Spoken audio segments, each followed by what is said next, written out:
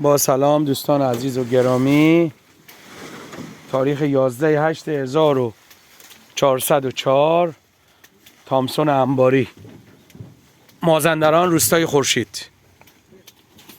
این هم بچه های زحمتکش ما هستن که برف و بارون و سرما و گرما براشون نداره. خدا بهشون قوت بده. امسال خدا رو شکر های میگم بار کمه، ولی خلاصه به اندازه هست، به اندازه روزی که باشه که بتونی ببری خونه، از گشنگی نمیری هست. خدا رو شکر، خدا رو هزار بار شکر.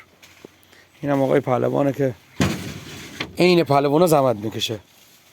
فامیلیش پهلوان است ولی من از پهلوانی چیزی ندیدم.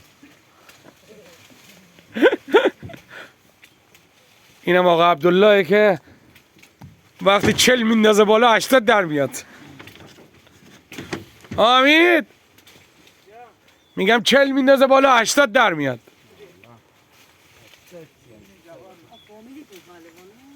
آره دیگه. اینم باجی خانومه که کلا خرابکار این منطقه است. هر جا خراب میشه باجی. اینم آقای محمد آقا. دمه میخواد. دنبه باجی رو خوردن. محمد خدا لعنتت نکنه. محمد آقا کلات بگی بابا ببیننت. اللهم صل علی محمد و آل محمد. اینم محمد صاحب باغ. اینم آقای محمد آقا صاحب باغ.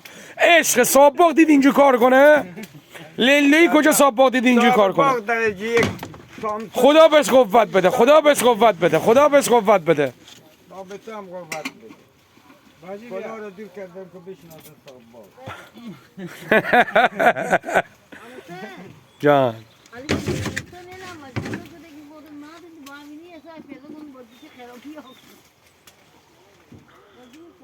الان داره پخش زنده میذاره، میگه انستا نداری. پخش زنده داره ضبط میکنه. اینا هم دکلای برقی هستن که از نیروگاه نکا به سمت استانا رو به حرکتن. یعنی وایستادن. این از زمان مال 50 سال پیش، این دکلا 60 سال پیش. به این جاده میگن جاده تایلندی، خط تایلندی. این دکلا رو تایلندی ها نصب کرده بودن اون زمان.